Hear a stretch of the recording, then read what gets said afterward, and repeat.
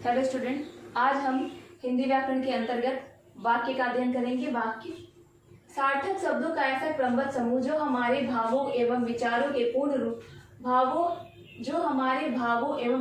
को पूर्ण रूप से व्यक्त करता है, वाक्य कहलाता है। अर्थात सार्थक शब्दों का ऐसा क्रमबद्ध समूह जो हमारे भावों एवं विचारों को पूर्ण रूप से व्यक्त करता है, उसे हम वाक्य कहते हैं। जैसे हिंदी हमारी मातृभाषा है, इस वाक्य में जो है मन के भावों को बहुत अच्छे से व्यक्त किया गया है, अतः ये वाक्य जो है सार्थक वाक्य है।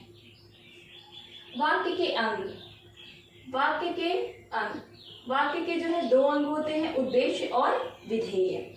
उद्देश्य वाक्य में जिसके विषय में कुछ कहा जाता है वह उद्देश्य कहलाता है। जैसे कि बच्चा खिलौने से खेल रहा है, इसमें बच्चा शब्द क्या है? ये उद्देश्य है, क्योंकि इसके विषय में कहा जा रहा है कि खिलौने से खेल रहा है, अतः बच्चा शब्द जो है उद्देश्य है। इसके अलावा माता जी खाना पका रही है, इसमें माता जी भी है, माता जी जो शब्द है ये भी क्या है? उद्देश्य है, क्योंकि इन्हीं के विषय में कहा जा रहा है कि खाना पका रही है।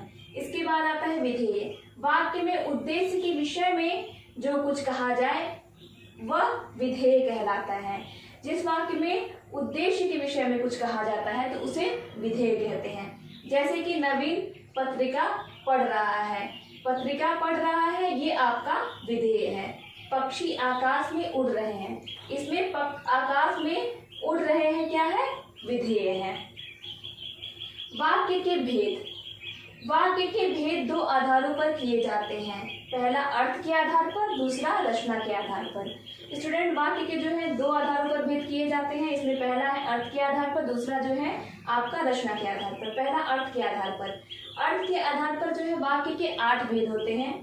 पहला सकारात्मक वाक्य, दूसरा निषेधात्मक वाक्य, तीसरा प्रश्नवाचक वाक्य, चौथा संदेहवाचक वाक्य, पांचवा आज्ञावाचक वाक्य, छठवां शर्तवाचक वाक्य, सातवां इच्छावाचक वाक्य और आठवां विस्मयादिबोधक वाक्य। इसके बाद आता है रचना के आधार पर। रचना के आधार पर भी जो है वाक्य के वाक्य को जो है 3 भागों में विभाजित किया गया है। पहला आपका सरल वाक्य, दूसरा संयुक्त वाक्य, तीसरा मिश्रित वाक्य। पहला आपका है सरल वाक्य। जिस वाक्य में केवल एक उद्देश्य और एक विधेय होता है उसे हम सरल वाक्य कहते हैं।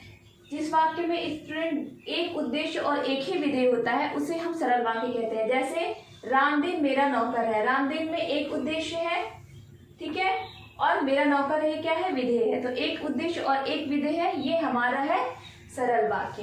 उसके बाद आता है आपका संयुक्त वाक्य। संयुक्त वाक्य में जो है संयुक्त का अर्थ होता है जुड़ा हुआ। जिस वाक्य में एक से अधिक सरल वाक्य किसी संयोजक शब्दों द्वारा जुड़े होते हैं उसे हम संयुक्त वाक्य कहते हैं। जैसे कि तन्मय खेल रहा है और नमन सो रहा है, इसमें जो है पहला वाक्य क्या है? तन्मय खेल रहा है, और ये जो है और ये जो संयोजक शब्द है इससे जो है जुड़ा हुआ है। ये दूसरा शब्द जो है नमन सो रहा है। तो जो पहला वाक्य है और जो दूसरा वाक्य है वो किससे जुड़ा है? और से। और क्या है? संयोजक शब्द, अर्थात यह क्या है? संयुक्त शब्द है। इसके बाद आता है मिश्रित वाक्य। मिश्रित का अर्थ होता है मिला हुआ। जिस वाक्य में एक प्रधान वाक्य हो और एक से अधिक उसके उपवाक्य हो उसे मिश्रित वाक्य कहते हैं। अर्थात स्टूडेंट, जिसमें एक प्रधान वाक्य हो और उसके कुछ उपवाक्य होते हैं जो उस पर आश्रित होते हैं, तो इसे हम मिश्रित वाक्य कहते हैं। जैसे कि जो जीतेगा उसे पुरस्कार मिलेगा। जो जीतेगा प्रधान वाक्य है और इस पर आश्रित वाक्य क्या है?